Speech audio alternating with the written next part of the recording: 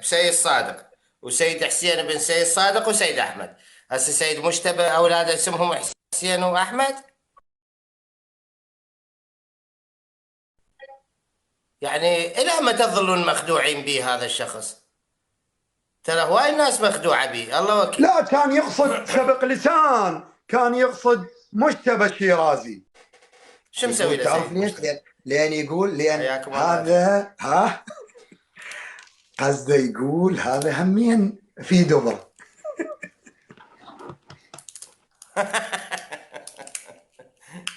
هذه سمعت البصمه اللي دزال اياها؟ هم لا سب والله. والدي. اشتغل عند اه ابوك اني؟ لا عمي، ما تشتغل عند ابوي انت، والله ما اخليك تصفط نعوله بمضيف ابوي.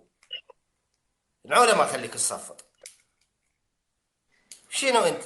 منو انت تسبسب بالوادم؟ ايش بيك عمي؟ والله استكشن واقع شوي. تكسب شيخ فضحتنا، منكوش. استكان شاي وقهوه. شيخ لقيت لنا منكوش. طب زمان، مو اليوم البارح. لا لا، مالتي انا يا رقم عندك.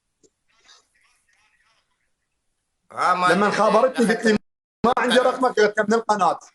قلت لي غثت من القناه مالتك الرقم، ما عندي رقمك. اي. اتذكر له لاول مره. ها اي نعم اي. زين. اي. انا الان رقمي بهذا التليفون هسه، اتصل عليك بهذا التليفون اللي تتصل علي، هذا مال القناه. تجيني رساله على الرقم الشخصي مالتي: اذا ما اعتذر من احمد الامام لحد الساعه 9 بالليل، هاي اول بارحه، فيلم اباحي اجلكم الله، حاطين عليه صوره امي، قاصين امي من الحجاب. وهابيه ما شرفكم، هو اللي سووها سوى عمي. هذا، اللي يعمل هذا العمل. اللي يعمل هذا العمل عنده دين بربك، اللي يعمل هذا العمل عنده دين. ها. والله العظيم الوهابيه ما سووها. المصيبه يا شيخ منكوش لو جايتني على ارقام القناه، لو جايني على التليجرام مالتي، التليجرام مالتي منطي انا المعرف لهواي ناس. المشكله اجي على الرقم الشخصي، الرقم الشخصي، وانا صورته ودزيته لابو كريم ودزيته لهواي ناس.